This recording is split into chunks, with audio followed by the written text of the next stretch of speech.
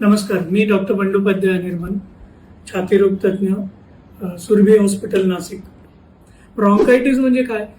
फुफ्फुसमध्ये जे नळ्या असतात, जे पाईप्स असतात, जे ब्रॉन्काय असतात, ज्याच्यामधनं ऍक्च्युली हवा एअर येते जाते, ऑक्सिजन आत जातो, कार्बन डायऑक्साईड बाहेर पडतो, ते जे नळ्या असतात त्याला जेव्हा जंतू लागतात, त्याला जेव्हा सूज येतो, तर सूज आल्यानंतर, इन्फेक्शन झाल्यानंतर साहजिक आहे तिथे म्युकस तयार होतो, तिथे पू तयार होतो, तिथे कफ तयार होतो, त्याच्यातनं घाण निघतो, त्याला सूज येते, त्याला म्हणतात bronchitis.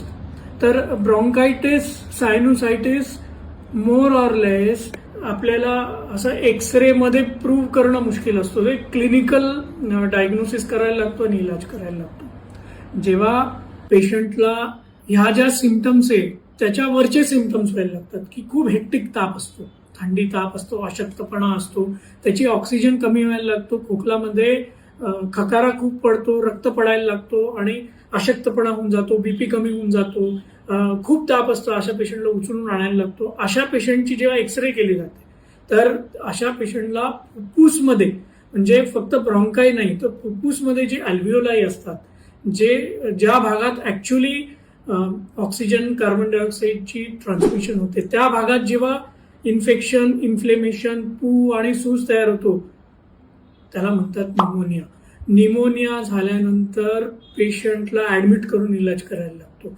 Sinusitis, upper respiratory infection, ब्रॉन्कायटिसची treatment आपण ओपीडी बेसिसवरती करतो. पण जर का कोणाला निमोनिया असेल तर निमोनिया एक्सरे नाहीतर सीटी स्कॅन करूनच आपण प्रूव्ह करू शकतो आणि त्याची ट्रीटमेंट ऍडमिट करून असते.